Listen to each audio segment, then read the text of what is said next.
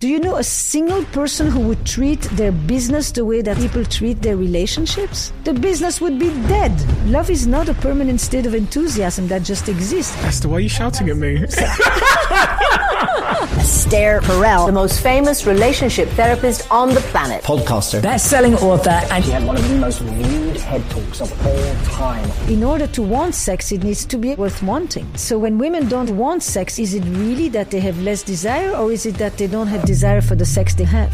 And this fear of rejection is one of the most important emotional vulnerabilities for many men. It's part of what is so alluring in porn, which takes care of three major dilemmas around sex. The first one is, and this leads to lying and cheating. I want to know how I avoid getting to that place. People end up in a rut because they're so lazy, so complacent. If you give the best of yourself at work, and then you bring the leftovers home, taking out your phone and not present, slowly your relationship degrades. Because the more he refuses to be present, the more alone she feels. And the more alone she feels, the more she tests him to see if you're really not there for me. It's a figure 8 loop. And whether it's money, kids, sex, every topic could become part of the loop. But the quality of your life is determined by the quality of your relationships. Without it, we die. What do we do about it, though? Well, this is one of the best things I can offer to people, is that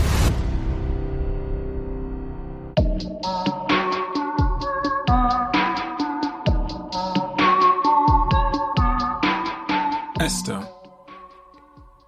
what is the mission you're on? You know, we spoke before we started recording about a plethora of different subjects that you're innately curious about.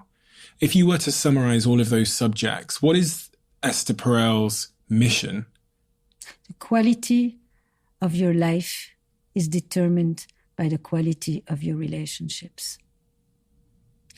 And relationships are often not taken very seriously as a subject of inquiry. Why? Because in various worlds it has a certain attitude, right? So in the easiest one would be in the business world, relationships have usually been seen as soft skills, fluff, feminine skills or feminine concerns. Feminine concerns you can always hold in high regard, but then disregard in reality.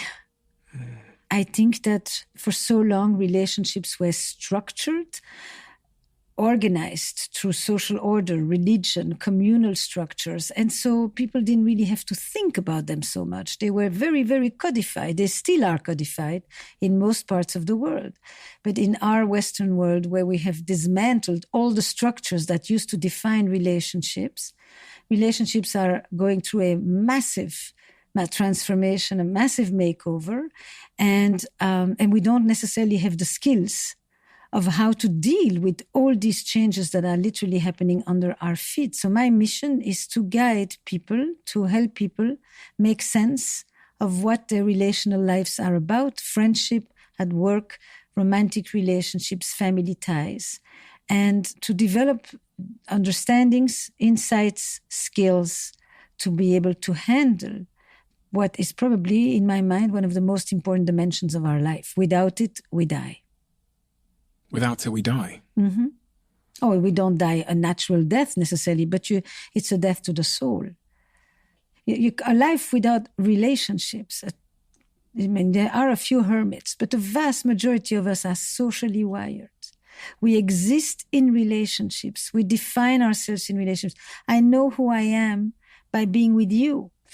I mean, who am I outside of that? It's like, it's in the presence of the other that we discover who we are. Alone, there's nothing to bounce off of. And so I am passionate about the relational lives of people, the challenges of relationships in the modern world. And as we enter the 21st century, and as machines are entering to replace people, I'm interested in how people heal from broken relationships or from relationships that broke them. That's the mission. And you've spent a long time working with people that want better relationships in a therapeutic sort of environment as a therapist, right? Mm-hmm. Yes, I have been a psychotherapist for more than 40 years. I'm so compelled. I want to start where we all start, which is with our childhood and the role that plays in the relationships we then go on to have or not to have. I imagine most of the couples and people you see, you can understand the way they are today as adults based on what they experienced when they were younger or what they learnt? A lot. But we are not just what happened to us. We are also who we become. And sometimes we become on the basis of what happened to us. And when you ask people sometimes, what are some of your most important inner resources? Those very resources come from some of the miseries of their childhood too. So it's not linear. It's not bad leads to bad. Mm-hmm. It's that some absence, some deprivation can lead to an acute awareness of something that makes you become the exact opposite. It's a dynamic dialogue with your childhood. It's not just the determinism, the determinism that your childhood will determine what's going to happen to you later. I think that all of us, this is one of the many, many frameworks around childhood, but the one that I wrote about in Mating in Captivity was to say that we all need security and we all also need adventure or change or freedom. And that some of us will come out of our childhood wanting more safety, more protection, more connection, more grounding.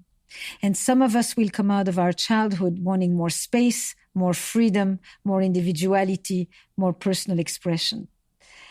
And that doesn't mean it's static. The beauty of us is that we are forever changing creatures and we can rewrite the story.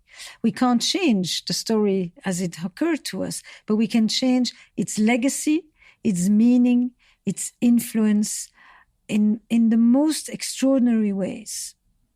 How many couples have you sat with? Thousands. You must start to see patterns emerging when a couple is sat there, they've got some dysfunction in their relationships. The guy or the woman starts describing their childhood and saying their parents were never around. Mm-hmm. You must start to see some patterns in how that caused dysfunction and causes dysfunction later in life. Is there any patterns that we can use as stereotypes or hold on to with childhood separation, but abandonment? I wouldn't even call them as stereotypes. I think there are a lot of patterns. But the pattern is not just what you bring from your childhood and how it manifests now. The pattern is what two people create. That's the pattern. So a pattern could be, okay, let's say I grew up and I felt that I was left to fend for myself, that all of it was on me, that I was taking care of my younger siblings. I'm thinking of a recent episode of Where Should We Begin? And, when he's absent, when he doesn't respond to a request, she doesn't just think, he doesn't want to do what I just asked him to do. She instantly goes into I'm always alone. There's never been anybody there for me. I've always been alone. My life is never going to change. Why is it always me who has to do all of this? I carry the burden. And the pattern is what she asks that makes him react, that makes her amplify. And it's what I do that makes you be, and do what you do that makes me be what I do. It's a figure 8. That's the pattern. And the more he refuses to just do it, let's say, and the more alone she feels. And the more alone she feels, and the more she tests him every time to see if the next time she asks for something, he's going to actually respond in kind. And since he feels the pressure and the test, and he comes from a story that says nobody's going to tell me what to do, that's a dance. So couples have dances, and the dance is how you see one person trigger or evoke in the other a survival strategy. His survival strategy is nobody tells me what to do. And that survival strategy is going to then trigger in her the vulnerability of, if you won't do anything I asked, then I'm again alone. And then when that person feels that alone, her survival strategy is to go and knock at the door and see, are you really not there for me? The dance between the vulnerability and the survival strategy is one of the most common patterns in a relationship. And what's really essential to understand is that what makes the difference is the form. It is figuring out what is this figure 8 look like in this couple, not the specific detail.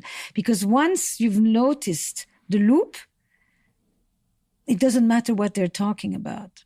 Every topic could become a part of the loop, whether it's money, kids, sex, in-laws, trips. It will look alike.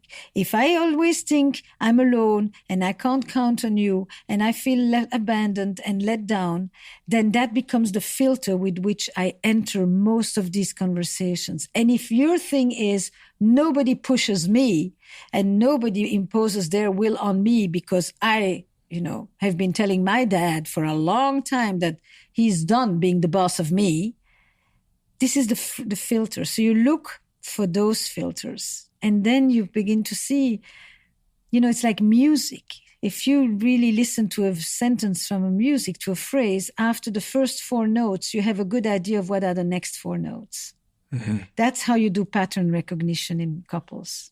Me and my partner are going through this, I think, at the moment. We've figured out what our figure of 8, our pattern is. Right, tell me. It's exactly what you just said. Which one? I'm the guy, she's the woman in the scenario. So you're the nobody tells me.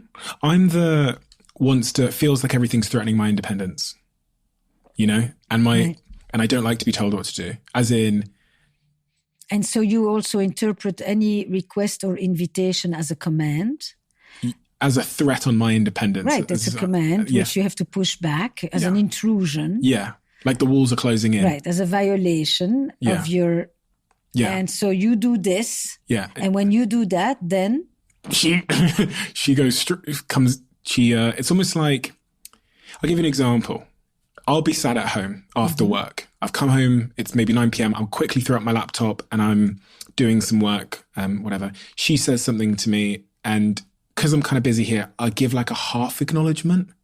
And because I've like not turned away from the laptop, or because I've not given my full attention, she'll then start like asking me seemingly completely random questions that she wouldn't ordinarily ask me. What do you think of this? Picking up something random in the house. What do you want to drink? There's literally a cup of water already in front of me. And you know what that does, right? The more. Yeah, so the more she starts doing it to me, the more I can start giving the blunt responses. Right. But what it means when you say the more, is that we make the other. You are creating a knocker. Yeah. And she's creating a withholder. The more she knocks, the more you withdraw or withhold. The more you withdraw, half attention, artificial intimacy, and the more she experiences you as absent and she comes looking for you in full force. And what that says is that we create the other person. We contribute to making them the very thing we don't want. If you wanted her to not do this, you could change this in a minute. How? By basically stopping for a moment, saying, this ritual of acknowledging each other at the end of a long day means a lot. And actually, it doesn't just mean a lot to her, because you don't have to deal with it, because she makes sure that you don't get forgotten. If she was not coming and she disappeared for 6 days in a row and never came to check in with you, you would begin to wonder what's going on. So she holds the flame for you. Yeah. If you stopped, actually, and it's 9 o'clock, you've had your long dates, you've been on your own, you've done all your stuff, and you actually said, come here, and you took literally 30 seconds for a beautiful kiss, a hug, a gaze, a moment. And then you said, I'll be done in probably 20 minutes. I'm excited to spend some time together. You would relax her nervous system. She would not be, after you, and you would actually feel like your boundaries have been respected. But what happens in a couple is that you want her to change. You want her to stop annoying you and do what you do. Doesn't she see that I'm busy? I'm almost done. Why doesn't she wait? And so we always think the other will change and then my life will improve. But if you actually want your life to change or your relationship dynamic to change, you could do it like this, because you're the one who is, you and her, right? It's the same. I would say the exact same thing to her, by the way. This is so symmetric. So I would say to her, if you actually want him to not push you away, here's what you can do. If you want her to not keep knocking, then here's what you can do. Because when you do what you do, you are increasing her knocking. I've noticed that. This is fundamental to couples thinking. It says we are not essential creatures. We become someone as part of the dynamic that we are in with another someone. This is when people begin to understand that in couples therapy, things begin to change. It's like a light bulb goes on. I also really resonate with the sub-point you made that if she stopped knocking, I'd be like, what the hell's going on? That's right. And I'd eventually end up lonely and unhappy. And you're right, she is carrying the, as you called it, like the flame for the relationship. Yes, she's the pursuer. Yeah. You're the distancer. Yeah. And the distancer doesn't have to deal with his feelings of longing or desire for closeness, because the other one is holding up the quota. Then why do we go for people that are our opposites in this regard? No, you go for people who express the part of you that you don't want to deal with.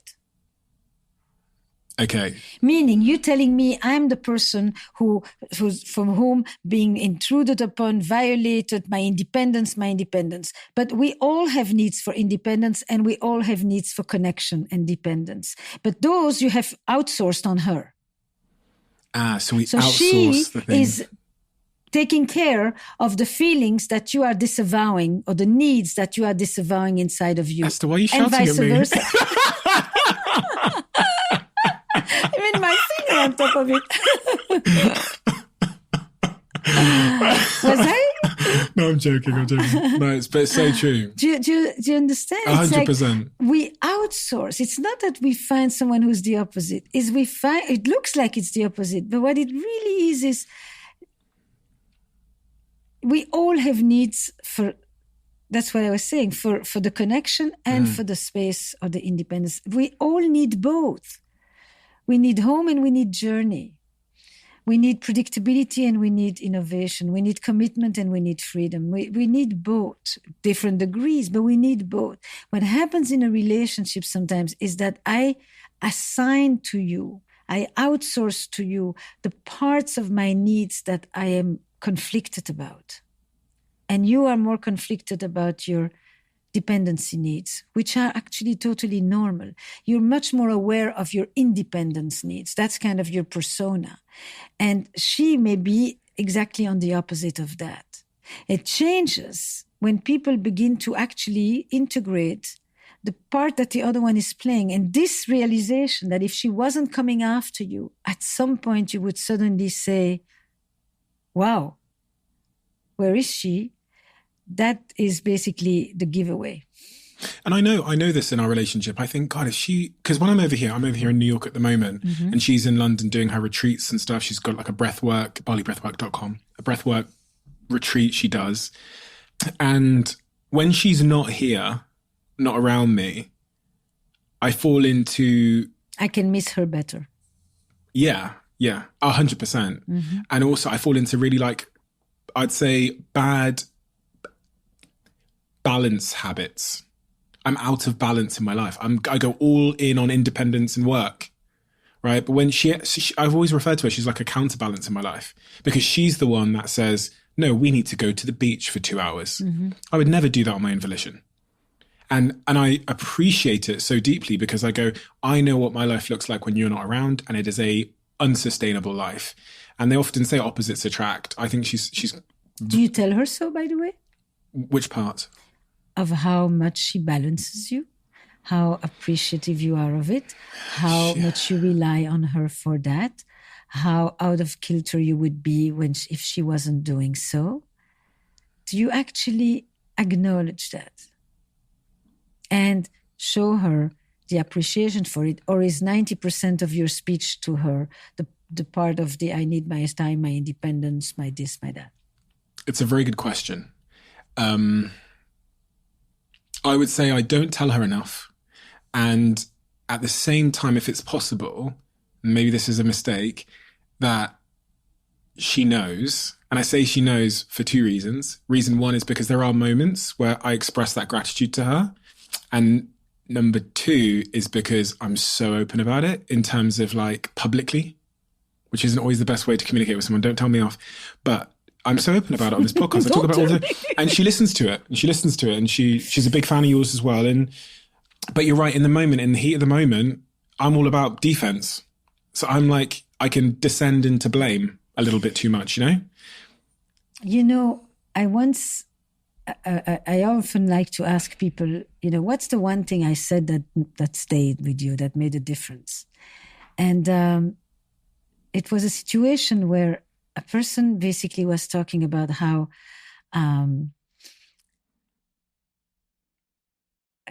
when they are late, when they miss an appointment, when they miss an activity that a couple had agreed upon, or a game of the children, or whatever it was, you know, that they make a point of apologizing.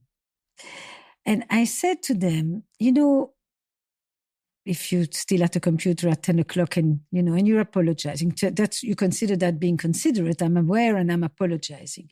But when you apologize about your absence, what you missed, what you didn't do, you're basically still saying, I'm super important. I'm that important, but I couldn't be there. But if you actually said, I'm so thankful that you're here, because I could not have stayed at the office late. I could not have gone to that last minute dinner. I could not have gone and seen so-and-so if you were not here. And instead of apologizing, you thank, then you are actually saying, I couldn't do this without you, which means I am an independent person who is completely interdependent with you. And that interdependence is the part that the independent person is struggling with. It's whatever you are doing, and this is when you said, she balances me, she tells me, let's go to the beach. Whatever you are doing is bolstered by someone who is making this possible for you. And that acknowledgement, it's not just to be nice and to say thank you. It humbles you. It says, I could not do this without you. That gives the other person not a sense that they are superfluous or intrusive or annoying or choosing the wrong moment, but that they matter. That they have a presence and a meaning in your life. And that is a secret to a connection. Making the other person know that they matter and have meaning in my life. Yeah, I couldn't do it without you.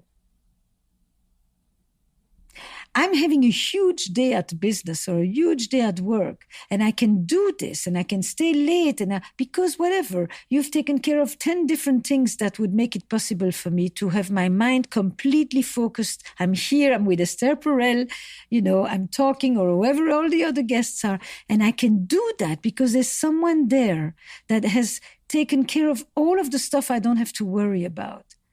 And when you acknowledge that and you thank a person for that, you're basically saying, I couldn't do this if you didn't do that. That's the interdependence. Our relationships, I think we all, certainly I think I have for much of my life.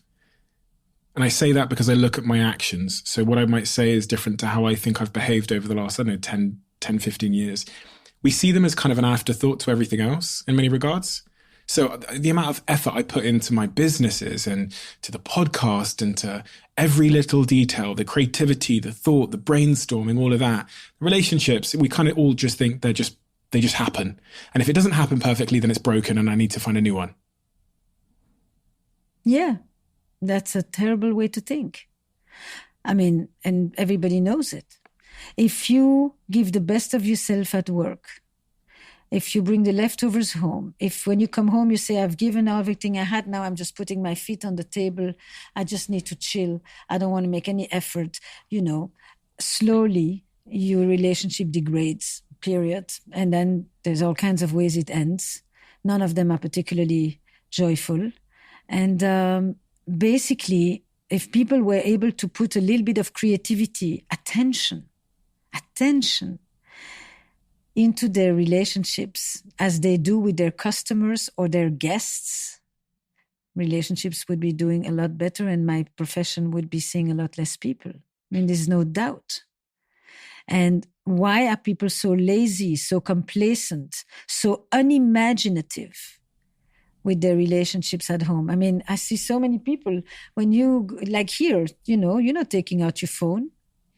You're looking at me, you're paying attention on occasion, you look for your questions and where we go. But basically, you're with me.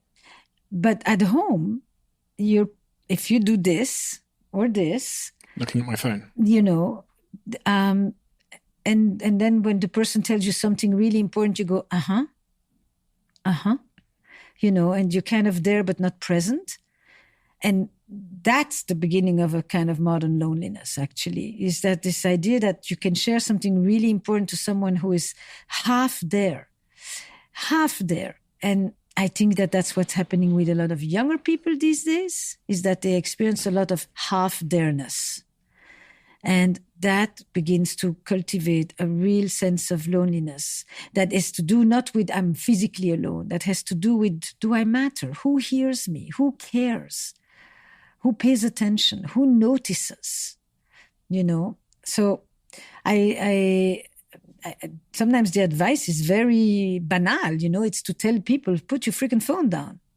Take an hour and put your phone down. But I'm busy. Huh? But I'm busy. Well, you will be busy and there won't be a relationship. Sooner or later, there won't be a relationship. It's not difficult. You can wait for the kids to grow up if there are kids involved, things like that. But in the end, there isn't. Just because someone was on their phone? Well, it's not just on the phone. It's on the phone means I am continuously saying something is more important than you. We come last. We're a cactus. We don't need to be watered. We can survive in a desert. It's called, there's a term I've been using for this that is, I borrow from something else. It's called ambiguous loss. Have you ever heard of this term? Ambiguous loss? Yeah. No. Ambiguous loss is a term that was developed by a colleague, Pauline Boss, a wonderful psychologist, when she talked about what happens when you have a parent, for example, that has Alzheimer. They are physically present, but they are psychologically gone. They're emotionally absent. And you can't really mourn them because they're still physically there, but you're caught in this in-between, in this ambiguous loss. On the other side, you can have somebody who is deployed, hostage, miscarriage. They are emotionally very present, but they are physically absent. In both cases, it's an ambiguous loss. You can't, are they still there or are they gone? Who knows? When we live with this phone thing, when we are, because you've been at work, you've been at the computer, you come home, you think, I'm so happy to finally let go of the computer, you turn on the TV, and then you turn on the phone at the same time. You're watching here, you're watching there, and there's a person next to you. And most likely, they often do the same thing in the end too. And gradually, there is less and less of a thread of conversation, of connection, of joy, of sex, of intimacy, all of what, that becomes ambiguous loss. Somebody is there, but they're not really present.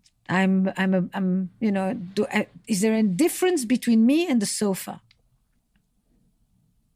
It's comfy. It's routine. You sit on me. But comfy and routine do not give us joy or meaning or relevance or connection.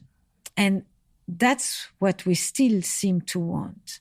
So it means saying to people, it's actually not very, very complicated. What did people do for centuries? They took walks.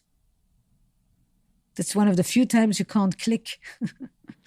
So take a walk. Don't sit. Don't try to do, take a walk around the block and just be in motion. Then you parallel, it's not face to face, it's side by side.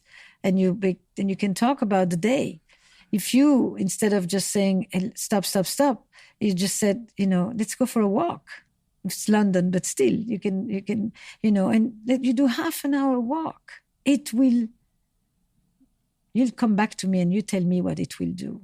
But it's amazing how these small interventions that are playful, creative, not digging. Change the dynamic of the relationship. Because she is only pursuing you in part because of how much you are withdrawing.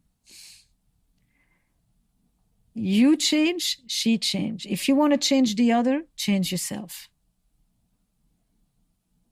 Once you understood the figure eight and how we create the other, you understand that if you do something else, sooner or later, they do something else too. So if you want to change the other, change you. This is part of the question you asked me, right? What are some of the essential understandings of working with relational systems? This is true at work, in companies. This is true in intimate relationships. This is not just for romantic love. This is foundations of relational systems. Feedback loop, it's called in cybernetics. So many busy couples can feel the spark in their relationship waning away slowly, but work isn't necessarily the first place you look. Like pulling out the phone at dinner isn't necessarily the place people look because that seems so small. So they aim at bigger things. They'll say, I don't know, something bigger. But are you saying that you believe much of it often starts with those small moments of disconnection where the person basically ends up becoming the sofa? The Gottmans call them bids for connection. Bids for connection. Bids.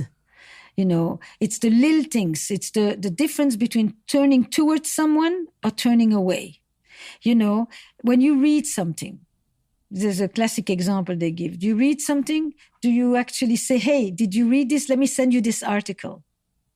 That's a bid for connection. It's not a big declaration, but it says, we're in this together.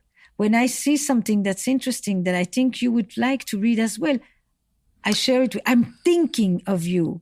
I know you exist even if I'm not with you. Do you know what my partner said to me something about a year ago? And it always stayed with me because I thought that's such a strange thing to say.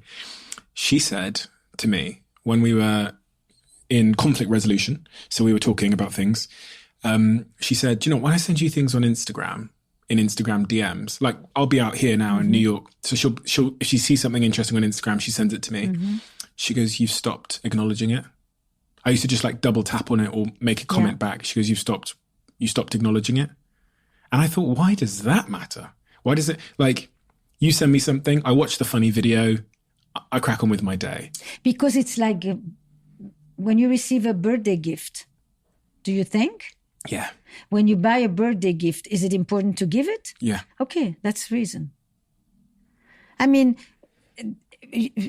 how would she know that you watched it if there is no acknowledgement? And the acknowledgement is not about the video or the DM. The acknowledgement is we share something. Well, it's even worse because it says seen on Instagram. So it says that I've seen it. Yes, but the seen it means that I have seen the video. The acknowledgement is we are part of a thread. We're connected. She's absolutely right. So in that sense, when people lose the spark, it is a lot of these small details that people say so much in the beginning. All the positive stuff that people ooze, and it's actually only more important with time rather than less important with time. The death of a relationship is when people take each other for granted.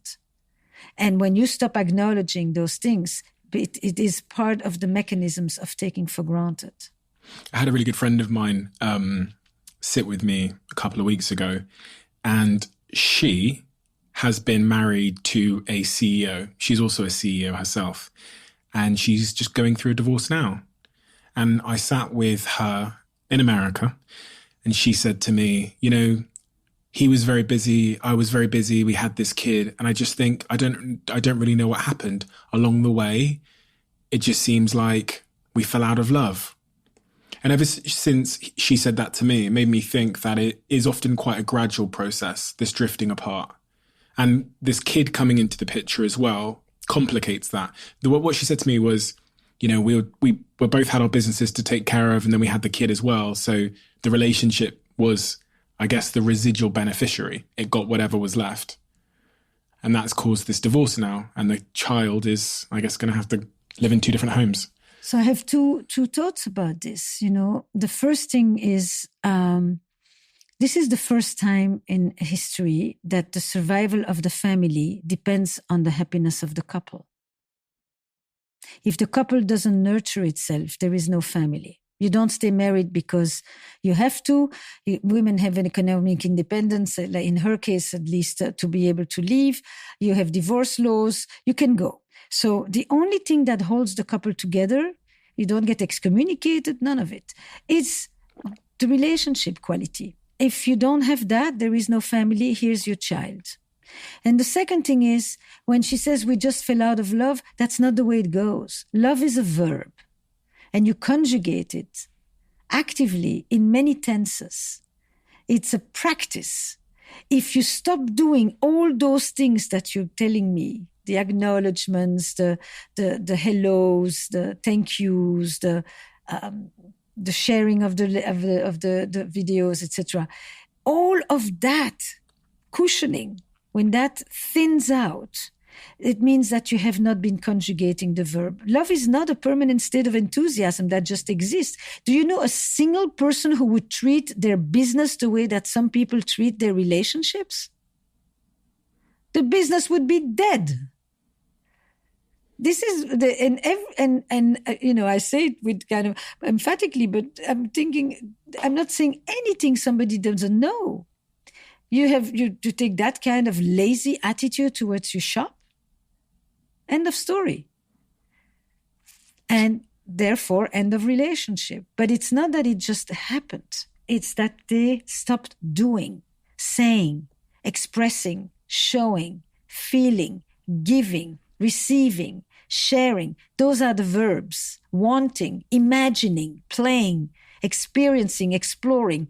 Those are verbs that have to do with relationships and love. On that first point about this as being the first time in history where the health and happiness of the relationship determined whether the family stayed together, not the church or some other external pressure. Could this go to explain why people are having less and less kids as well, because they don't feel as secure as they once did? I think this a little bit about because with my partner, I feel like she's said or indirectly said that she'll feel happy and safe to have a child when she feels like more secure in the relationship. And, imagine once upon a time, you just knew that you were going to stay with them regardless. And you also knew that if you had sex, you had a good chance of being pregnant. True. Yeah. That's the first and foremost big change that took place. So, and sex was mostly a woman's marital duty not that long ago. So, I think that many people, the lesser they have, the more children they have. Because children becomes an expression of abundance, of care, of more hands to help, of the riches of a family. People who have less food have more children. It's not people who are more insecure or live in more precarious situations. I don't think that is the reason. I think that there is a certain kind of attitude towards not wanting to give up the comforts of one's life, the freedom, the comings and goings that makes some people not want to have children. And then there's also the fact that for a long time you didn't have a choice, and some people today want to exercise that choice. But you're talking about the love that goes, and you asked me before, one of the subjects that I'm very interested in light of that is conflict. And I called the course that I just created, Turning Conflict into Connection. Because it's easy to look at your situation and then begin to see the strife and the arguments and the bickering and the conflict and to focus on the conflict. But this conflict is occurring because there is a fraught connection. There's a tear in the fabric of connection. And that too, if you say to people, would you run a business that allowed for that kind of conflict and bickering to take place? Nobody. And yet you normalize it in your relationship. You think that that's an okay thing. It's like, if I give you an assignment that we're going to say, I would say, of all the things we talked about, I would love for you to choose 3 things that you're going to do differently, change, and that you know would improve the relationship. You don't have to go look very far. You've already listed the half a dozen. And then you stay with it. You commit yourself to it. You don't do it contingent on what she does. You don't say, oh, I didn't do that and she still did the same. Give it a time and hold yourself to it.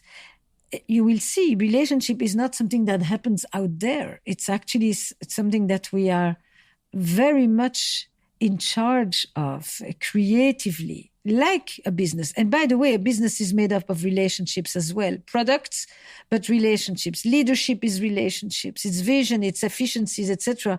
It's operations, but it is also relationships. If those don't work, you can have the best product.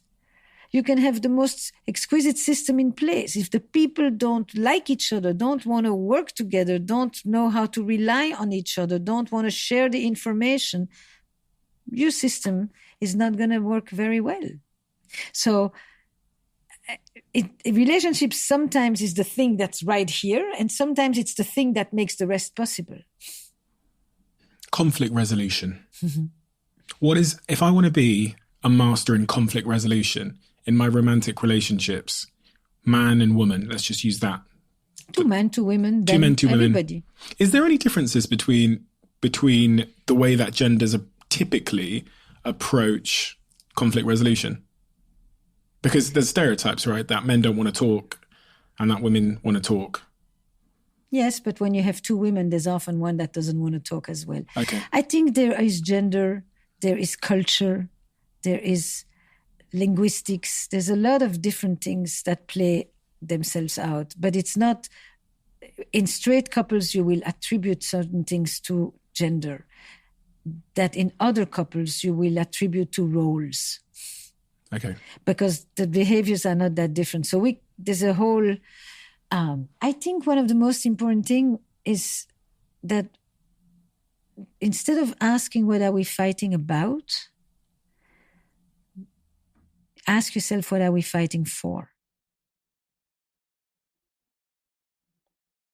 Like when you go into the bickering around, you see, I'm busy. Why are you bringing up all these stupid questions now what are you fighting for? What she's fighting for is to connect, to have some time with you, to have attention, to not just kind of go through the day, do everything and let this thing kind of die on the vine. There are relationships that are not dead and there are relationships that are alive. Tell me the distinction. Same as a business. Well, you can survive or you can thrive. You can survive and go through the motions, or you can be alive, erotic, radiant, vibrant, vital, creative, curious. It's those experiences, Now, we use eroticism as a life force, not just in the sexual sense of the word. That aliveness gives you energy for a lot of things that you do elsewhere. You would not be here the same way if she wasn't there. And how do you cultivate aliveness? How do you cultivate the erotic is essential. So when I say to people, what are you fighting for? Usually people fight for about three things. They fight for trust. They fight to feel like the other person has their back. They fight for recognition, to be valued, and they fight for control. They want to feel that their needs, their beliefs, their expectations have priority too. Control, trust, recognition. Those are probably three of the main things people fight for. But it doesn't look like that. It looks like they're fighting over, money or time together or how often they have sex or, that kind of stuff. So that's a big one about how you deal with conflict. What is productive conflict and what is destructive conflict? Because conflict in itself is intrinsic to all relationships. People fight. People want to have equity. They want to have justice. They want to be heard. They want to, so it's a useful thing. But we all know what fighting looks like. That is not useful. and that is destructive and that harms you and that you've seen when you are a kid and that travels with you for the rest of your life. So we know all of those versions too. And I think that these days we live in a society that is also more and more conflict avoidant. We really don't know how to go. We have much less face-to-face with other people. There's a question that I have loved asking recently that has to do with conflict. When you grew up, did you play freely on the street? Yeah. Okay. Do you know, you don't have kids, right? No. But you have friends with little ones. Yeah, my brother has 3 kids. Okay. He's only 1 year older than me as well. All right. How much do his kids play freely on the street? They don't play freely on the street. So, to me, this little piece of information is so important because what happens when you played freely on the street? You had unchoreographed, unmonitored, unscripted, free play with other kids with whom you learned friction, rubbing, fighting, making up, competing, collaborating, being jealous, making alliances, breaking alliances, recreating. You learned a ton of social skills and dealing with conflict and disagreement and reuniting and all of that. This entire universe of experimentation that children had, gone. And you really don't learn it by playing games on a screen. So we find ourselves a little bit socially atrophied. Then comes a pandemic, and comes the virtualization of our lives. There's a lot of things coming together here, and we are more and more unable to deal with conflict. And we polarize. People keep telling you, how do you stay connected with people who disagree with you, who have different points of view, different politics, different belief systems, etc.? So we are conflict avoidant, we lack the social skills, we are socially atrophied, and we polarize. And what's the cure? I mean, I think that a major piece of it is, and I hope Alpha generation is actually showing us a little more of that, is, close the screen and go outside and play and meet people in whatever version, groups, sports, no sports, but it's not about structure activities. It's about the happenstance, serendipity, chance. Chance is an essential piece of our life. Why is this so important? Because if everything is controlled, everything is predictable, every technology is trying to give you a polished, friction-free answer to every problem that you have, you learn to not tolerate uncertainty. And if you can't tolerate uncertainty, you become increasingly more anxious. And if you become increasingly more anxious, we're going to talk about the mental health crisis. And this mental health crisis doesn't come from nowhere.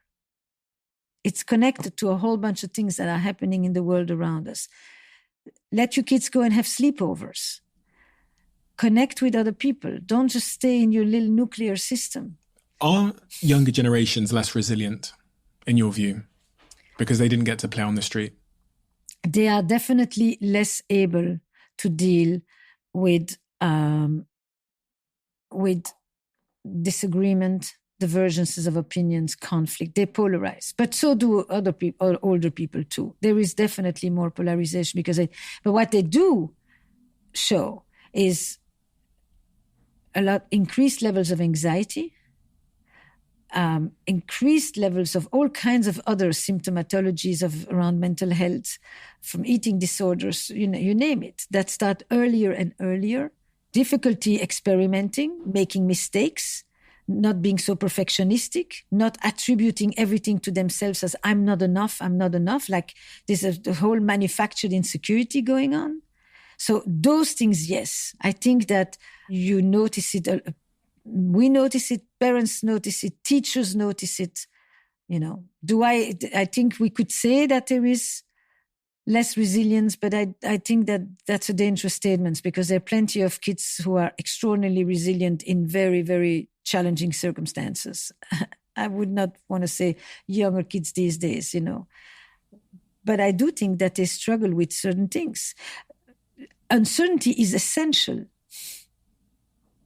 You can't innovate without uncertainty.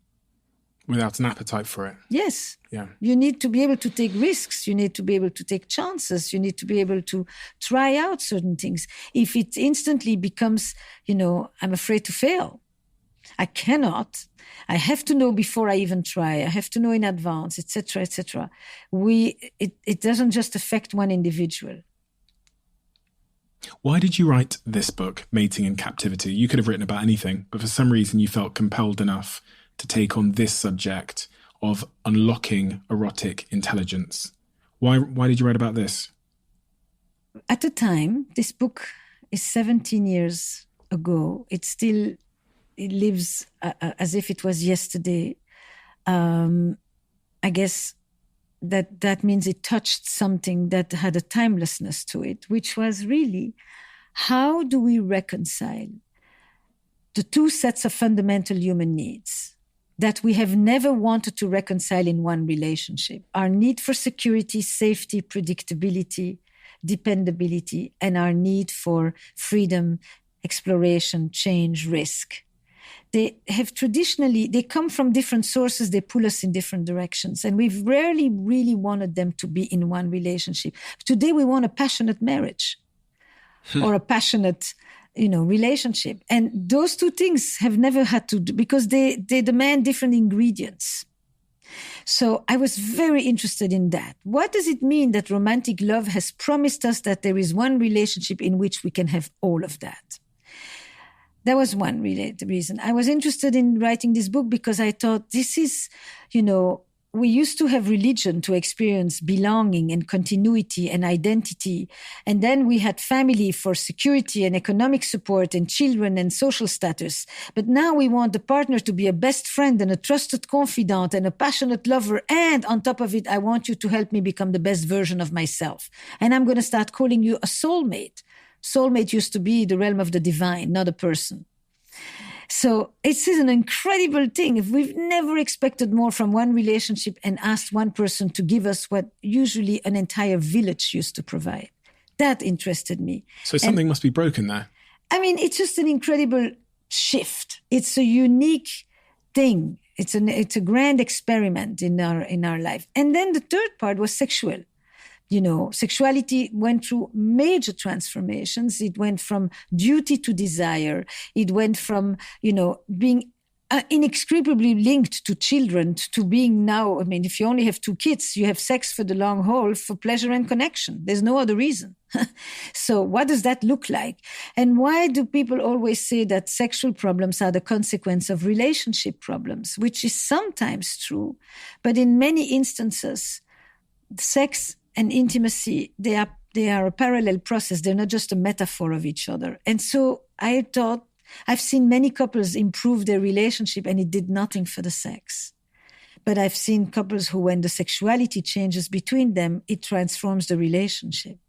And so that demands a deeper understanding of what is sexuality, not what do you do, and how often do you do it, and how hard, and how often, and how many. The measurable stuff. That is, sex had become this thing that you measure rather than, where do you go? Inside of you, with another. What is the experience like? What is the meaning of sex, not what is the frequency of sex? And all these questions had not been discussed much. Certainly not in the field of couples therapy and not in the general culture at large. And to explain that dilemma seemed to have been something that till today people found really... There's no an answer, by the way. There's not an answer? No, the book What? tells you that because relationship issues are not binaries. They're not black and white. They're not problems that you solve. They're paradoxes that you manage.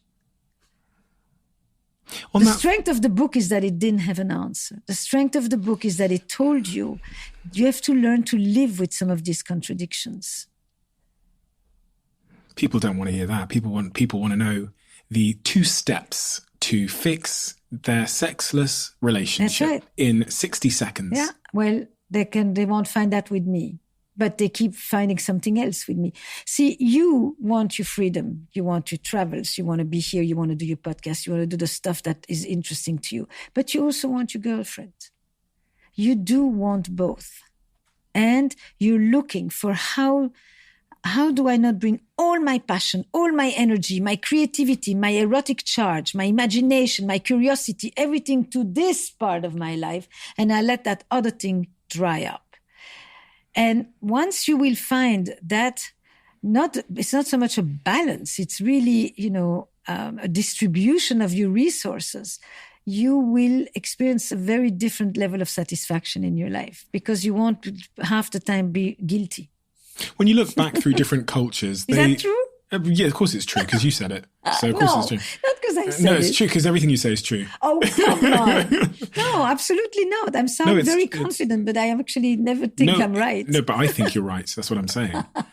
On this contradiction point about us expecting everything from one person, are you telling me that we just kind of have to live with the contradiction that creates? Because you're right.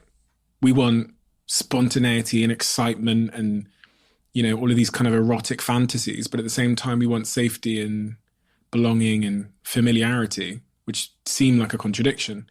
Is it that we just have to live with the contradiction? Or are we meant to be polygamous and a bit more, reckless and have lots of different partners and, like some of the people used to have throughout history and some people have in different religions? I think it's two separate questions. One of them is about monogamy and the other one's about, The other one is about how you keep a relationship alive. And that I think we have somewhat addressed, right? It involves doing more things. The contradiction is when you stand, if you really want to stand, it's actually about constantly moving the weight from one side to another. It's not about neutralizing the two polarities. It's about playing with these polarities. So there are times of the day or times of the year or times in your life when, you want to bundle. And then there are times when you want to explore and play and be creative and curious and do unusual things. So I don't think that it is inherently impossible to do it in relationship, but it demands activity. Look, every system, every relational system, every company straddles stability and change, continuity and innovation. If you don't change, you fossilize and you die. So will your relationship, so will your company. If you change all the time and you're running, spinning, you will dysregulate and you will be chaotic and you will be exhausted and you will forget what you're even running towards. So nature knows that. We continuously straddle these two polarities. That's what I call the contradiction, But monogamy is a different question about that. It has to do with what do we think are the viable relational arrangements at this moment? For whom is this a model that appeals? And it has opened up a whole vista about what does consensual non-monogamy look like, or what does polyamory look like? For whom is this, an expression of liberation, and for whom is this actually rather torturous? And I think what it says to us is that you can't have a one size fits all. And when it comes to love relationships, we have usually not been the most innovative. Family models have changed, but couple models haven't changed that much. Romantics and realists. Yes. You discuss this in chapter 1 of your book. How do you define a romantic? Romantics are aspirational. Romantics live in the realm of the imagination. They live in the realm of how do you transcend the limits? How do you project yourself outside of the narrowness of your own reality, boundaries, consciousness, body, etc.? When I say aspirational, idealistic, longing, yearning, discovery, exploration, unknown, a kind of an active engagement with the unknown, and a reverence for the connection. Realists are more pragmatic. Realists are basically, instead of this is not possible, there must be more. They say this is fine as is. Why should there be more? And this is a conversation. I just use these two terms because they were handy. It's not because I had entire definitions of them, but I understood that in relationship, you often have one person who says, why you always want more? And then one person who says, but there is so many possibilities. And then the other person says, yes, but so many minefields or landmines. Do you see a gender difference between those two? No. Typically, ever? No. I think that what makes the gender difference is the dynamic as well. I mean, no, I refuse to just make it a man-woman, because I see the dynamic in all couples. And there, it's less defined around gender and more defined around childhood story or gender identification in the broad sense of the... No. I mean, yes, in the classic old line that you could see in a hetero couple is when Mr. says, but it's like, so that is cliche, everything's fine. And if she was fine, everything would be fine. Is speaking a man's strength, though? Is what? Speaking. Yeah. Communicating. Yeah. About how they feel. Is that a strength that It depends how it's said. Because people think of intimacy as verbal communication, often. It's one of the things I saw in chapter 3 of your book that we... So here's the thing. I don't buy the thing that men talk less. I do think that, yes, men are often emptied out from the vocabulary of emotions by age 7. It's like siphoned out of them. The socialization of boys does not really prioritize an active engagement with one's emotional life and one's interiority.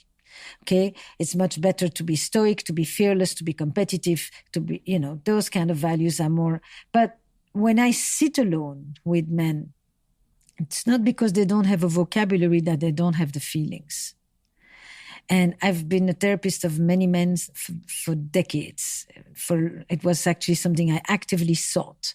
And when you take your time and you listen and you support the expression, things will come out. And when they come out, here's the thing. When a woman talks to you, many times you know that she's already said that to somebody else. Which doesn't diminish it. But when a man talks to you, you know that he's hearing himself for the first time. Himself. But that's not because that's what men are. That's because that's what we make men to be. That's how we socialize men. I think that this notion that women want more connection. Look, you were asking me about sex before. I think every gender has been given license to what needs they're allowed to have publicly and officially, and in what language they're entitled to talk about them. So men will not necessarily talk about the need for tenderness, connection, care, intimacy, holding, because that is not the vocabulary that has been assigned to them. So they will talk about it in the language of sex. Women have basically not been given the license to say what they want sexually. That is really not what they have been educated to develop. So they have learned that they are allowed to speak about relational needs. And wrapped in their relational needs are all kinds of other longings for sexual intimacy, for seduction, for pleasure, for connection. Every gender is allowed to ask for the same things, but in a different vocabulary. Men are allowed to talk about sex. Women are allowed to talk about intimacy. But that's not the fact that is not the same as saying men and women want other things. Actually, they are more similar than we think they are. And all research supports that.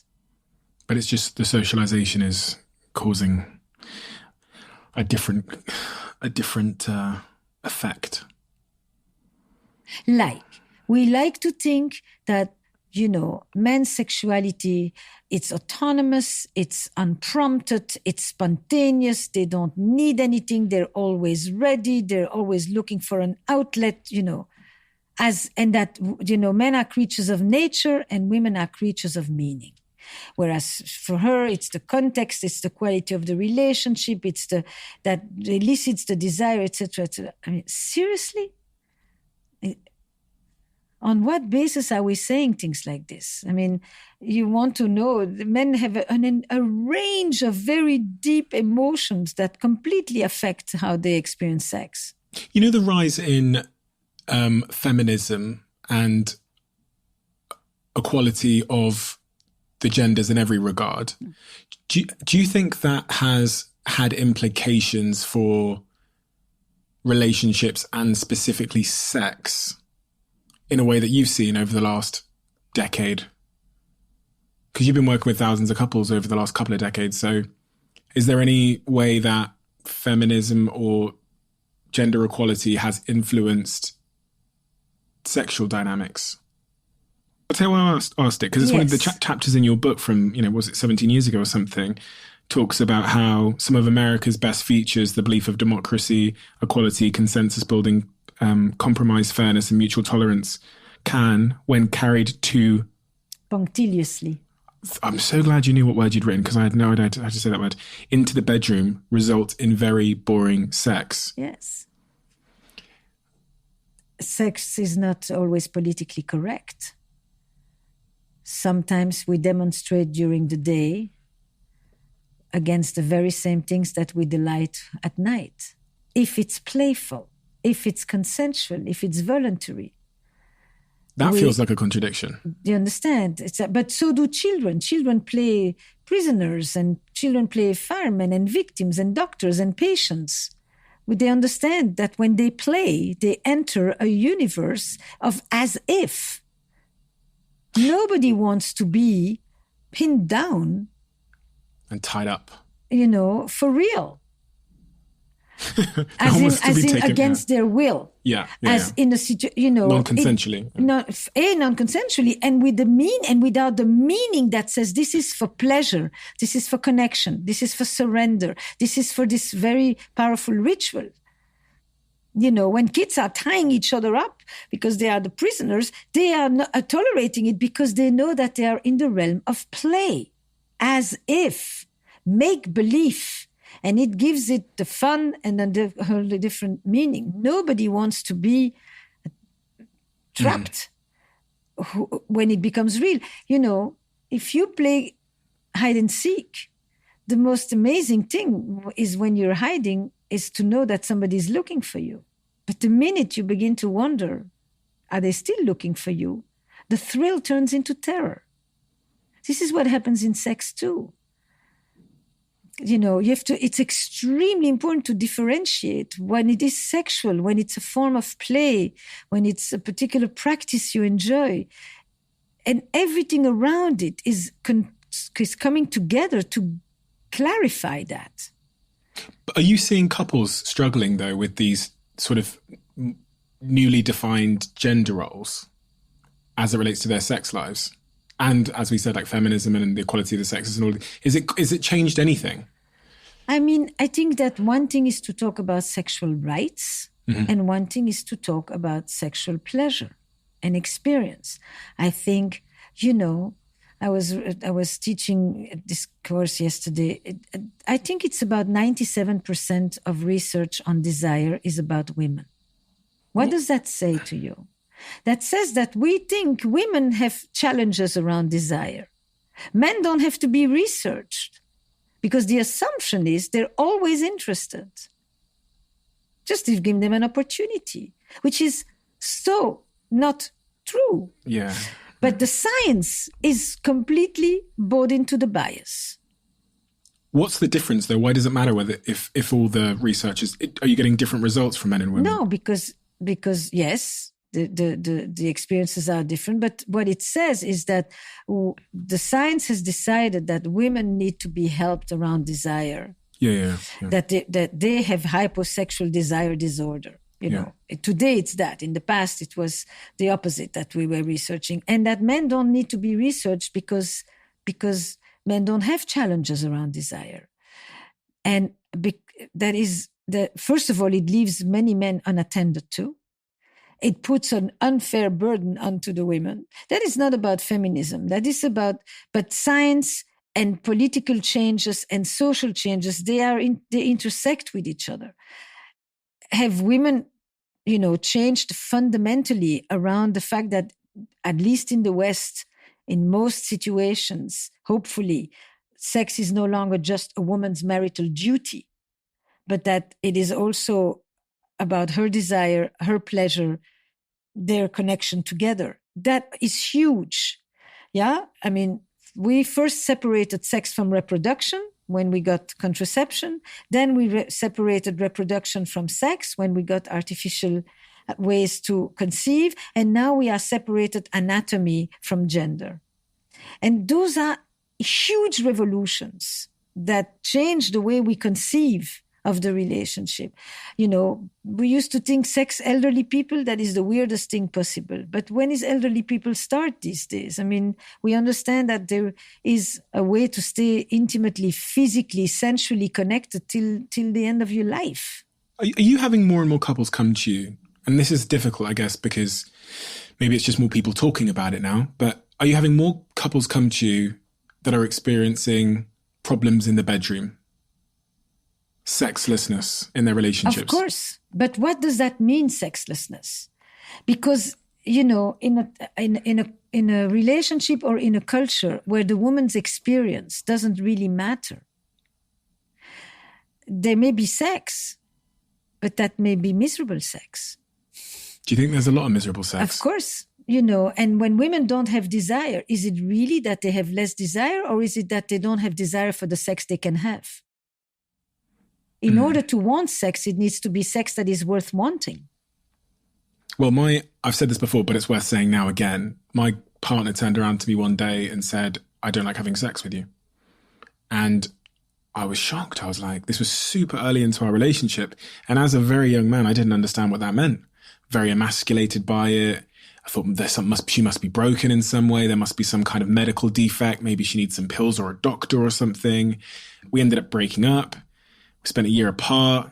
She ended up doing some work on herself. I did a little bit of work on myself. We got back together and went on a bit of a journey together to find out what the actual answer was. And it turns out it wasn't that she didn't like having sex or having sex with me.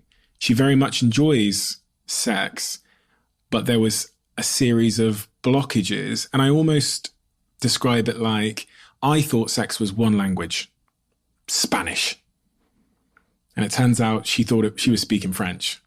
And I just assumed because she wasn't speaking Spanish that we couldn't have sex, basically. Mm-hmm. And at some point I started to view it as maybe there's 10 different languages or 5 different languages of sex. And maybe my job is to learn the language that she is speaking. And I have to say, and I give this conclusion because there's a lot of people that are in that situation right now. I know that because I'd say at one point about 20 to 40% of my friendship group were. We have a great sex life now. And I say that because I think couples often think they just can't turn it around. They think that when one partner turns and says, "I'm not enjoying this," they think it's the other person's broken. We managed to turn it around. It's wonderful. It's wonderful. And what is not said often enough is that when people are able to change this, it changes the whole relationship. Mm-hmm. That's what I said before. And I said, you can change the kitchen, but it won't change the bedroom. But when you change the bedroom, it changes the people who walk into the kitchen. And it's very, very important. But you need to do things. You can't talk about not having sex. Let me put it differently. It's difficult to want to have more sex by talking about not wanting to have sex. Yeah. You have to try new things. Yeah. And that means you take chances, you risk, you explore together. And when it doesn't work, you try something else. And that is what people often find really challenging. They'd rather take it as a criticism, and then they are defensive, and then they counterattack. And then you say to her, there's something wrong with you, etc., etc. Do you know what really I struggled with was that first day when I tried to initiate sex and then I basically got rejected. That created this almost anxiety going forward. And then there was maybe about a year, not even a year, maybe less than that, I don't know, 6 months, where if I'd like tried to initiate sex, I'd be like rejected. And that kind of just totally turned me off.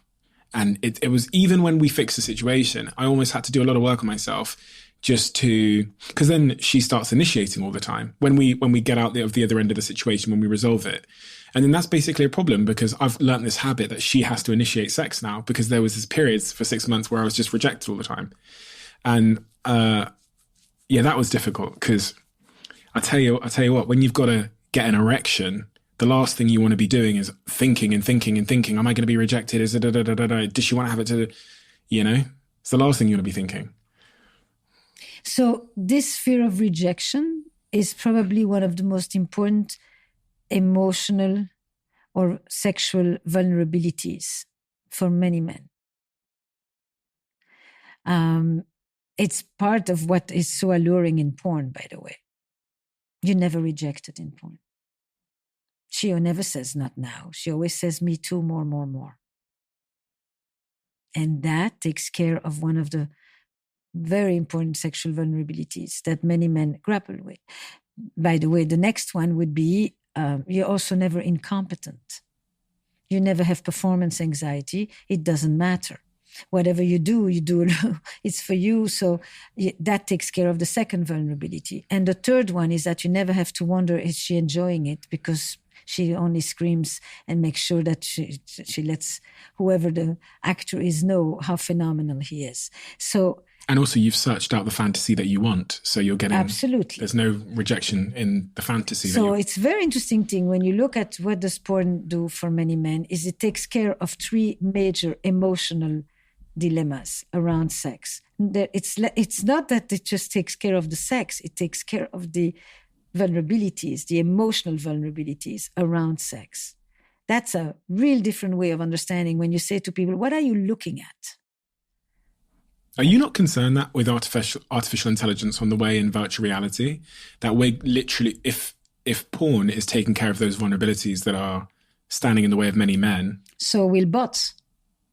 Yeah, exactly. So will machines, ever more so. A machine, I put a headset on, I buy the machine on the internet, and then it can talk to me. And I have an augmented reality, and they never say no, and they know exactly what I like, and they accompany me everywhere. And I don't have to feel like I want too much or too little, or I'm doing it wrong or anything. Yeah, absolutely. It's a fantastic, idealistic world in which one can enter. Scary. And understandable. Especially as people are getting lonelier. They'll see that as a substitute for the real thing. Maybe a better substitute for the real thing in some people's minds. Yes. Those who will seek it out will want to believe that it is a good substitute. You look concerned. It's a world that I don't know yet, that I'm watching. When I say I don't know yet, I know plenty, but there are things that are changing where I say, I'm excited. This is phenomenal. And then there are things that are changing that I'm saying, where is this taking us? And I'm a lot more cautious. And this is one of them. When couples do come to you with sexlessness in their relationship, again, we have to define what sexlessness is, but they stopped having sex. It's been 6 months since they've had sex. 6 months. Why not 16 years? You've had that? 6 months.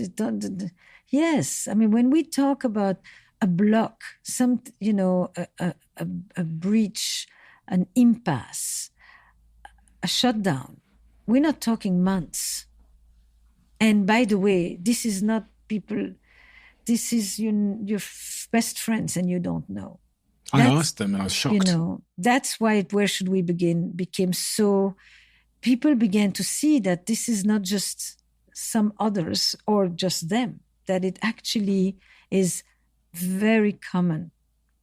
And so sexlessness is not about frequency, though at some point for some people it means nothing for years.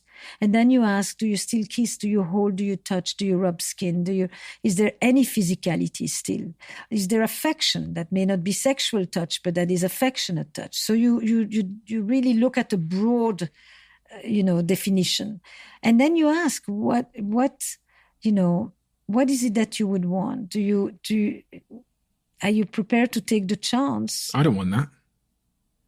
I want to know how I get back from that place, but also I want to know how I avoid getting to that place. It's two separate answers, I guess. There's 16 years in no sex. How do we get back? So first and foremost, maybe this is a place to start. When I think about the conversations I have about sex with the people I work with, individuals or couples, and I think probably the best way for you is to listen to it in the podcast episodes, because you can hear how one begins to have this conversation. It's that sex is not about a 5-minute foreplay that is just in preparation for the real thing. And the real thing in a straight couple is penetration and orgasm, and then it worked. That model, that in the performance model of, with an outcome, is so not what I'm talking about. This is what couples have had for centuries. People have had sex. I mean, you can do it and feel nothing. That's not the goal. So I don't care how often. I care about the quality of the experience, that the connection you have with yourself and with another. And so we talk about touch. We talk about giving touch and taking touch. We talk about fantasy, imagination. We talk about how do you ask for the things that you like, but that doesn't mean just touch me here, touch me there. It's how do you communicate sexually? What is that translation from Spanish to French? How do you say to somebody, I enjoy this, I would enjoy that more? How do you create a vocabulary that isn't negative and critical and castrating? How do you pay attention to how the other person is responding and not just say, why don't you like this? Everybody else likes this. That kind of stuff. So it's very, very rich. And the definition of sex is really way beyond this. And so you start to ask people about their imaginative life, around what excites them, around peak experiences that they have had, around the kind of touch that they enjoy, around what do you look for in sex? Is it a communion? Is it a spiritual union? Is it a free experience of being dominated, of giving yourself over to someone, of being naughty, of not having to be responsible and take care of other people, which you do the whole day? What do you look for in sex? Where do you go? What do you seek to express there? These are conversations a lot of people, most people, have never had. Sometimes one person in the relationship doesn't want to have that conversation, right? And the other person does. Then I meet with them alone. Okay. And because some things need to be sometimes articulated separately first. What is it? Sometimes it has to do with smell and body, and sometimes it has to do with trauma. Sometimes it has to do with lingering resentments. Sometimes it has to do with a fundamental inequality in the relationship in which one person expects and assumes. And what blocks the sex it's a sleuth work. It's not just, it's stopped. Do sometimes couples say to you in private that I'm just not attracted to them anymore? Of course. Sometimes they say it flat out to each other too. People say hurtful things, yes. And sometimes I can't believe somebody would be attracted to me. I don't find myself attractive. I have been ill, or I have struggled with weight, or I have had addiction issues, or the sex intersects with a lot of things. It intersects with your health. The vast majority of couples, 55 up, that stop being sexual is actually because of the men in hetero couples. Because the men are often on medication for diabetes, for blood pressure, for prostate, for depression, and others. And all these medications have sexual side effects. If you are a man who basically has focused your entire sexuality around your penis and your erections and your ability to get hard and last and have autonomous, spontaneous erections, and suddenly it doesn't happen, and you suddenly think, now I have to ask for help. Help. You know, what kind of a man? This is, I'm no longer, then you give up. And the notion that actually you have an entire body to make love with, and that your penis doesn't make the decisions. It's a person who makes decisions for the penis. That's a very different story. And that you actually can experience pleasure in all kinds of other ways, or that you have had all illnesses with which you have grappled with. So human sexuality is a very broad topic that evolves in the course of your life, that changes with your successes, with your illnesses, with your children's lives, etc., etc. And that is one of the best things I can offer to people, is that suddenly the conversation, when you say the person doesn't want to talk about it, it's because what they've talked about is that narrow. Why don't you want to have sex? You never want to have sex. All you can think about is sex, that kind of thing. And once you've actually invited them into a whole other conversation about what is pleasure for you, what is connection, what is the difference between desire and arousal, what does it mean to start because you're in the mood versus to start because you're willing?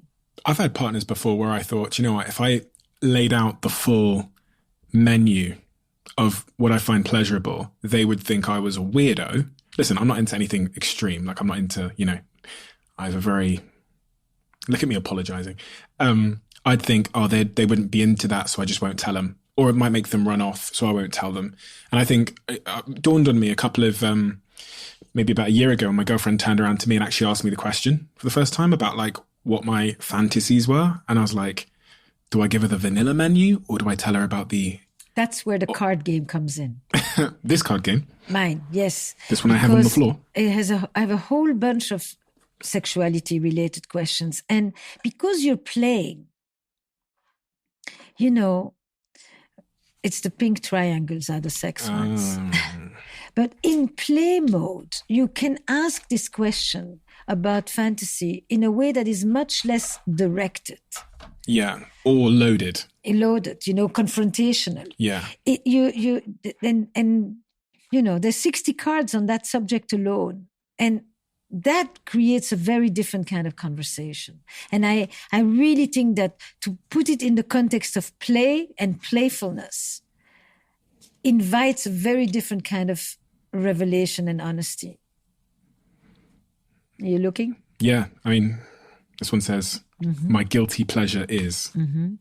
Give me the stack. I'll get you. The most sensual sexual experience I've had without having sex. Oh, that's a good one. That's a beautiful one. It'd probably be being in the shower with my partner, which is a very vulnerable experience, but there's something quite sensual about that experience. Mm-hmm. Absolutely. That's the first thing that came to mind. I'll just read a few and then you can decide. Because you're flaccid at that point, so you're not looking your best. You're a little bit, And because one of the earliest sensual experiences that we have is when our parents or our caregivers wash us. Oh, okay. Interesting. When they wash our head, when they wash our back, when they rinse off the soap. I mean, there are a lot of imprints in the best of circumstances of being washed as one of the most initial, pleasurable, sensual, without it being sexual at all. Little kids, you sit in the tub and somebody puts the water over you and rinses you. A lie I've told about my sex life, a fantasy of mine I'm conflicted about. Oh, I've got a couple of I'll those. never forget the time I was seduced by. You say that in chapter 6. You say, a lot of your work is to do with people who have shame and anxiety around sex as people withdraw from a lover as they fear being judged or rejected by what their sort of sexual fantasies are. That's a piece. But shame and anxiety is because a lot of people, look, if it's 1 in 4 women and 1 in 6 men have experiences of unwanted sex or abuse or violation or assault. That's a lot of people carrying a lot of very negative experiences, traumatic experiences around sex. Let's start with that for a minute so we don't go in la la land. Mm-hmm. So people carry a lot of shame, a lot of guilt around this whole dimension of their being. And then it's a subject that we often are trained to be silent about. And that means that suddenly now as an adult, we have to be able to communicate about this out of where? I did a thing when I was in London recently, and I'm going to ask this question again when I go back on tour. It's extremely powerful. I ask people to please let me know if sexuality was central in their family growing up. And of course, the vast majority of people say, no, it wasn't. Why? Because we never talked about it. I never saw my parents being close with each other or affectionate with each other. And then you begin and you say, but if sex was hidden or obfuscated or minimized or only hinted at with dirty jokes, does that make it absent or does that make it more central? And if sex was violated or misused or abused, does that make it more peripheral or does that make it more central? And if there was infidelity in your family, does that make sex absent or does that make it more? In the end, you have 90% of people telling you sex was central in my life growing up. And 10% saying, no, it wasn't. It flips the whole thing. Mm-hmm. And from there, you begin to have conversations about sexuality. You don't plunge into the sexlessness. You know, you ask people, how do you avoid each other? What's the dance here? One of you goes to sleep 2 hours before the other. You make sure you pretend you're asleep. You know, how have you developed this whole avoidance thing?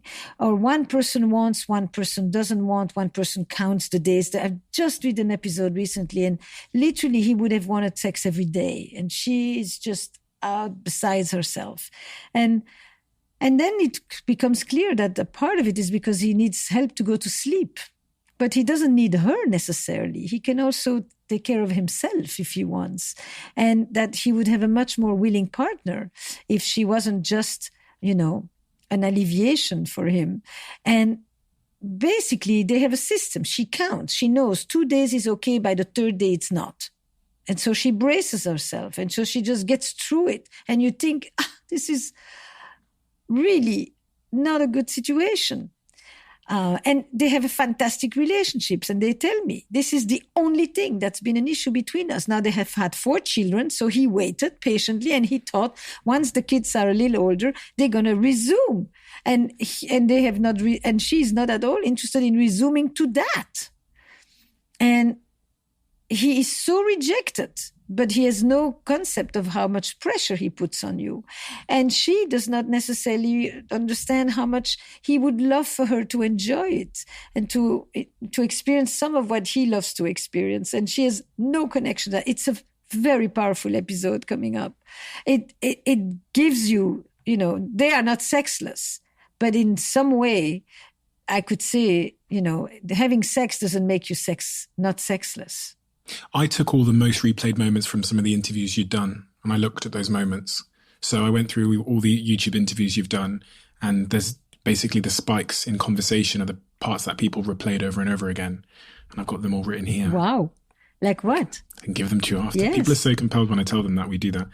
The first one was about cheating, but specifically this idea that even people in open relationships cheat, as we can't resist what is forbidden. So the situation you were describing there seems stereotypically like a situation where the man would then go on to cheat because his needs aren't being met. Why do people cheat? I mean, because we tend to think it's because one person isn't getting what they want, or because one person's a bad person, or...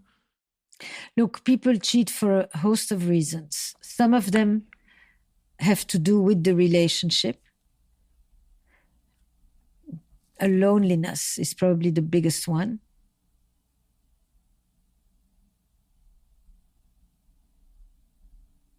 And I can wait. I was going to say, the variance between men and women when they cheat. All right. So the first one is, why do people cheat? The second one is there a difference between infidelity in men and in women? So let's start with the first thing. Okay. I put much of this in the state of affairs in the book because I had spent 10 years studying affairs and infidelity. So when you ask me how many couples, it's a lot of couples. And I really thought this experience is so shattering in so many relationships. There must be another way to understand it. It is more complicated than, and there's so much suffering around it. I want to really delve into this deeper. So people cheat because they're lonely. They cheat because they have been sexually frustrated for so many years. They cheat because they are resentful. They cheat for vengeance and vindictiveness. They cheat because they need to constantly be affirmed by anybody that can make them feel better about themselves. They cheat for a host of reasons that have to do with conflict and discontent and disconnection in their relationship. But they also sometimes have affairs that have nothing to do with the relationship. And that's what was one of the big discoveries for me in the book. It was that sometimes that affairs happen in happy couples too. And that sometimes it's not that you want to leave the person that you are with as much as you want to leave the person that you have yourself become. And it's not that you want to meet another person as much as you want to meet another self or other parts of yourself that have disappeared in your life. And that at the heart of affairs, you find betrayal and duplicity and lying and cheating. But at the heart of affairs, you also find longing and loss and yearning. And the word that I heard the most, and this brings us right back to the beginning of our conversation, all over the world, I've gone to 22 countries on this one, is that when people would describe their affairs, they would say, they talked, I'm not talking about paid sex, every night sex, I'm talking about affairs and, in a more meaningful sense. But people really talked about the fact that they felt alive. So affairs are erotic plots. They're not just about sex, actually. They're about feeling alive and reconnecting with an essence of something for many people. But there are many different stories around affairs. For most of history, men have basically had a license to cheat. And it was explained that they are more nomadic and roamers and conquistadors, and that they are more quickly bored and they are in need of novelty. I mean, basically, we gave them all kinds of justifications to explain, and to rationalize why it happens to them and not to women, when in fact it didn't happen to women because the consequences were far more dire on women than on men. So we said that when women cheat, it's because they are lonely and they are in need for intimacy. And, all of these stories have been kind of rewritten by now. The biological consequences of a woman cheating were she would get pregnant back in the... That's one. She'd get destitute. Yeah. She'd lose her children. She had, come on, we're talking till the 70s, women didn't have access to their own bank accounts. On what was she going to survive? She would be walking with a scarlet letter. Everything you want. So the consequences on women have not necessarily had different aspirations or fantasies than men, but the women have done what makes them safe more than what makes them feel good. I felt like I was alive. Yeah. You hear that from people who have cheated on their partner. Does that then infer that one of the causes of cheating is that it felt like the relationship, or us as a three, me, her, or me, him, and the relationship, were dead? or yes, deadened. Yes, an affair is often experienced as an antidote to that kind of deadness. Yes. But of course, my next sentence would be, if people were to put 10% of the creative imagination that they put into their affairs, into their marriages or primary relationships, those relationships would be doing so much better. If they put the planning in. The planning, the attention, the creativity, the messages, the 100 texts, the flowers, the whole thing, the production. If people were bringing that full self, so to speak, that creative, imaginative, effervescent self that they bring to their lovers, to their relationships would not be agonizing. Do we need novelty? Of course we do. And how do we get 40 years into a relationship? You're almost 40 years into your relationship, into your marriage. You give me a blink once if you're trapped. You give me. You look like you were trapped. No, by far not. How do you keep the novelty 40 years in? Doing new things together. If you do, this is the research of Eli Finkel in the All or Nothing Marriage, is that if you do the things that you enjoy, but habitually, we like to go to this cafe, to this mountain, this hike, this restaurant, this beach, that breeds a lot of friendship and warmth and satisfaction. But if you want to experience desire, it is wanting something that you don't yet have. It's exploring something that you don't yet know.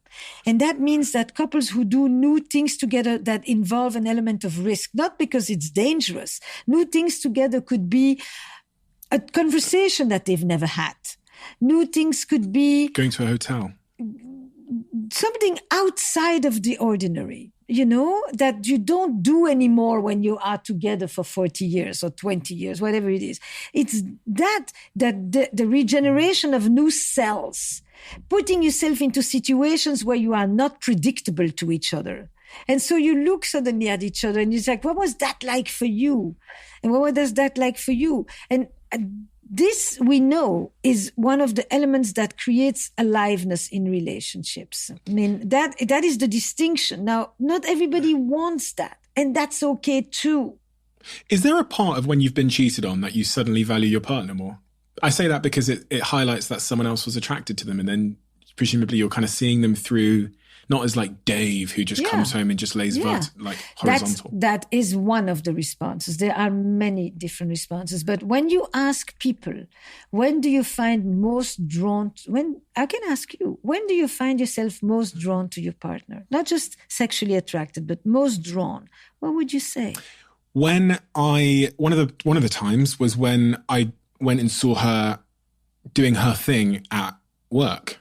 So when I go and see her doing her thing in the breathwork studio, it's like looking at a completely, I guess, a new person in some way. That's right. That's right. And what would be another one?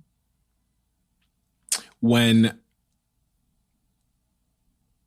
other people notice how beautiful she is. Right. So you've just basically named 2 out of the 3 most important answers I have heard for decades now about this one, worldwide, by the way. There's only, I'm most drawn to my partner when I see my partner in their element. Oh, interesting. Passionate about something, competent. And it could be on stage, on a horse, on a slope, whatever it is, on a piano. It's when I see my partner as a separate other person that is already so familiar, but that is yet again somewhat mysterious, somewhat unknown, somewhat elusive. And in that moment when they are radiant and in their element, they don't need me. She's not pursuing you. She's doing her thing. And that space between me and the other is where lies the erotic élan. This is bar none the most important one. The second one is when people talk about, I'm drawn to my partner when we reunite, when we've been away from each other. Oh, God, yeah. Which is the second one you told me before when you talked about. That's the other one. And the third one is when I see my partner through the eyes of a third.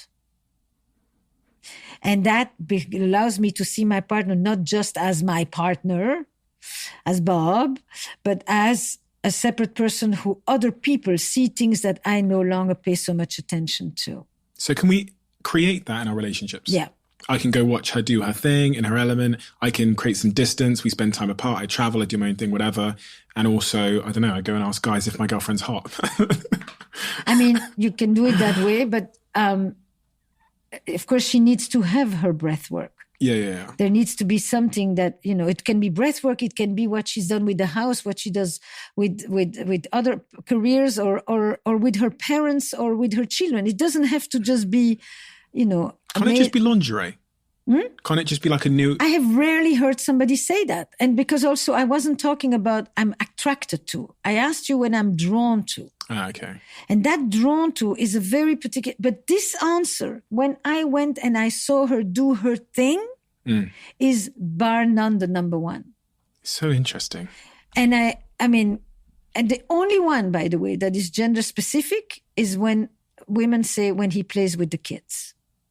Because it is not, when a woman plays with the kids, it's called motherly. It's not drawn to. And that's the only one that is gender different or specific.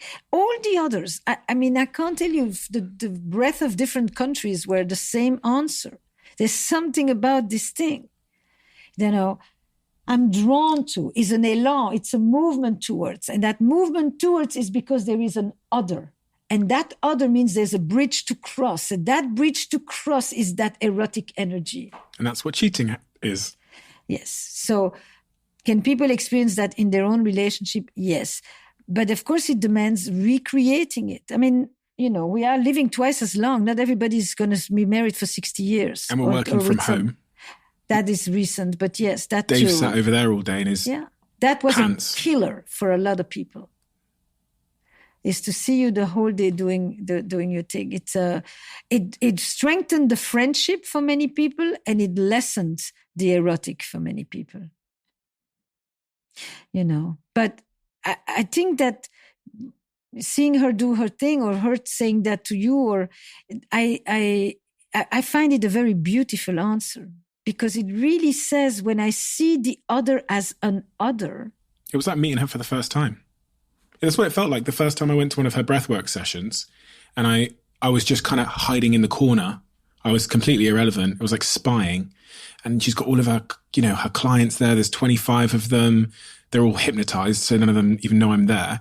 She's doing her thing. I'm like, who is this person? And who are all these people? And what's this place? And it felt like I was, I guess, meeting her for the first time in a way.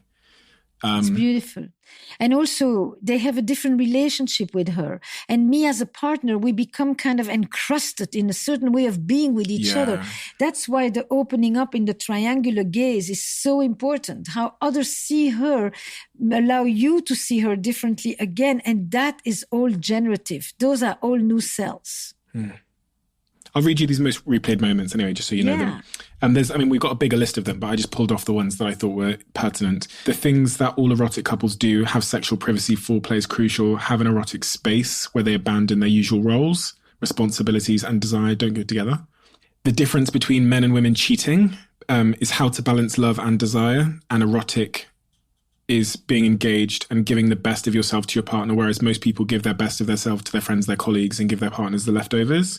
And then in our other guests that we had on that speak about relationships and love, the 5 most replayed moments from those conversations were the best techniques for dating apps and different attachment theories. So attachment theories is very popular. Paul talked about the importance of longer engagement periods in being physically but not sexually attracted to someone. Marissa Peer is about sexless relationships again. And Tracy Cox, who again has been talking about sex and relationships for about 20 years. Yes, Tracy Cox, I know. Is what her most replayed moment was: why hot sex stops after 2 years in a relationship, and the only way to keep going is by swapping partners constantly and never finding long-term happiness. It's a myth that you can keep hot sex in a long-term relationship easily. That's true. You can have it on occasion here and there, if you think about it as hot like that. That's true. And that's not necessarily the goal of many people either. I think, there are people for whom this is essential in their life, and it's the gate that opens them up to a lot of other important experiences in their life. And then there are people for whom this is not nearly as central.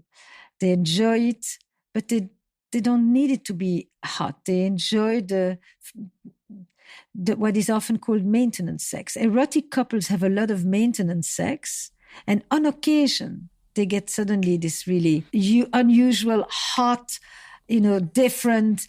Wow, it's been a while, out of nowhere. But they have actually a lot of maintenance, and they do have an understanding of not just I'm drawn to this person who is different from me, but also a person who has their own erotic interiority of their own, and they are okay with that. They're not threatened by it because each of them have thoughts and fantasies that are not necessarily just about the relationship, of course. How do we conclude, Esther? Our conversation? Yeah, like how do we conclude? We've talked about relationships, love, connection, all of these things in between.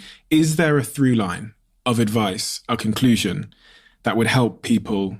Maybe something that is actionable, maybe something that feels somewhat easy or simple, maybe not easy. We can go back to the things that we talked about together and about you as well. I said to you, relationships is an active engagement.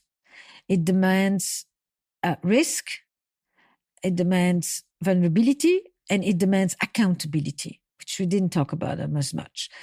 Typically, when people are in trouble, they want the other person to change and to do the work. And I said, if you want to change the other, change yourself. Ask yourself, what can I do that would make it better? And do it. And don't begin to say, but why me? Just do your thing, because it's ultimately what you want, because there is such a thing called enlightened self-interest. Do it because it's the relationship you want. The relationship is the third. It's exactly the way you said it. So when you are about to say or do something, ask yourself, what will this do to the relationship if I do this now, or if I say this now, or if I don't say this now? And do things not because they suit you, but because they suit the relationship. Because ultimately, the relationship is there to serve you. But it's a back and forth. Love is a verb. I think it's a very important thing. And that means you actively do a bunch of things. I mean, it's the same with food. Some people just are okay eating whatever is in their fridge. And most of the time, there's nothing on the shelf. But some people are actively searching the right ingredients. They go to this market, to this store, they put it together. There's an art to that. It's an art, a relationship. And that art you can bring to your love relationship as well. I think a lot of people end up in a rut because they're complacent, they're lazy, they're unimaginative, and they have a lot of imagination for a lot of stuff outside, but not with their partner. And then they say, I'm bored. Well, then it didn't, do something. And it's amazing how hard it is for some people to do it. One of the things I think is really interesting, imagine instead of the DMs and stuff, we just had a long conversation. And this evening, when you go and wherever you stay, and you just basically write a letter. And you write a letter to your partner and just say, I had this woman there today and we talked about all this stuff. And it made me think. It made me think about the first time when we met. And I told her about being there in the background, watching you do this work. And I realized that it's been a long time since I watched you do this work. And I probably should show up again, because I don't even know what you've been doing, since I don't do the same thing as 5 years ago or however long you are together. Can't imagine that you are. And I realized that, I expect a certain kind of coziness, but then I'm thinking, where is the novelty? And I don't pursue the novelty, but there is novelty. I have been doing new things. You must have been doing new things. Why am I asking, is novelty important? It is, and it's there, but I need to go look for it. And I was talking about the maintenance sex, and I was talking about the shower, and I was talking about so many moments between us. And I just thought I should share this with you. When people sit down with themselves and they start to write, I've been thinking about us and it's been a long time since I even said any of these things. I mean, man, this is like filling up a tank of gasoline. Why? Because you say, I value this and I value you and I value what we've created and we matter and it's important and I cherish it and I adore it and I sometimes don't pay enough attention to it and I just take it for granted. And that is not a good thing to do. It's like food that stays on a shelf for months on end. Well, it rots. And there's something about something fresh, and it breaks through the calcification. It is a lubricant in the full sense of the word. Speaking of something fresh, you have an online course called Turning Conflict into Connection. We've talked about connection, we've talked about conflict. Why did you make this course, and who is this for? This Turning Conflict into Connection course. It's a 1-hour course. It's very short. It's 8 videos and a fantastic workbook. And it's for people who kind of say, we keep getting into the same arguments. It's for people who say, how do we turn this thing around? It's for people who say, we're in a rut, and who are willing to try things without having to go to therapy necessarily. So it gives you a very clear understanding of what's the difference between what is it you're fighting about versus what are you fighting for, in terms of what are the underlying unmet needs. What is, behind every criticism, there's a wish. Mm-hmm. What is it that you're wishing for, rather than how do you turn what is called negative sentiment override, when a relationship becomes overly critical, judgmental, a spiral of... How do you turn the tone around? How do you remember the fondness for another person, etc.? Well, everyone needs that. Well, that's why I created it, because I think people are lacking the skills. Therapy is not the only place to do it. I think that we are avoidant in conflict. We don't have enough of that free play practice. And I thought, God, the thing that I hear so much is people who are not talking to their friend, people who are saying, this is too difficult, we shouldn't have. And I thought, before you throw the whole thing, let's see if you can, some of these things are changeable. Of course, you have to be accountable. If all you want to tell me is how you are the saint and the other is the villain, we're not going anywhere. So I thought, let me create a few courses like this. I've done the conflict. I've got one coming out on sex. The things that I've been talking about, that I've written about. And I thought, after that, or even the thing you listen to on the podcast, but now I want you to have something where you can actually do and practice some things that I think will help you. We have a closing tradition, as you know, which is the last guest leaves a question in this book, not knowing who they're going to be leaving it for. Okay. And I don't get to see it until I open the book. Here we go. Oh. What is the one piece of advice you received in the last decade that you think about most frequently? I think whenever I'm thinking this way, the first person that comes up for me is my father, who was illiterate, had gone to school for 3 years, and who basically would say to me, my little one, do not get impressed by the money, by the fame, by the education. Look at the decency. And I was a hitchhiker for many years as a young person. I traveled a ton, and that became the thing I took with me. I was taken in by the kindness of strangers in various circumstances who knew nothing about who I was, who probably had the most different political opinions from me you could imagine, who had never heard about where Belgium could be, anything. They just were kind, decent, caring human beings who shared whatever little they had, And sometimes they had no electricity, no nothing. They just cooked me an entire meal with a candle next to them. And I think that has really stayed with me. It's look at the decency of the person and don't get impressed by the accoutrements and the status symbols and all of that. And I really thank him for that. It gives you clarity. It keeps you very grounded. I love the message. And I've actually passed the message on to my own kids as well.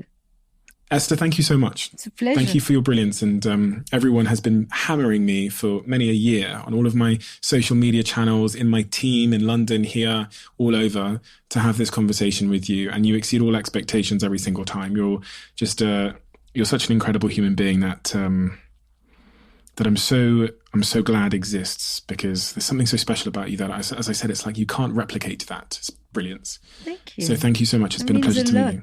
I mean it with every word of every fibre in my body. So thank you, Esther. Thank you very much. Do you need a podcast to listen to next? We've discovered that people who liked this episode also tend to absolutely love another recent episode we've done. So I've linked that episode in the description below. I know you'll enjoy it.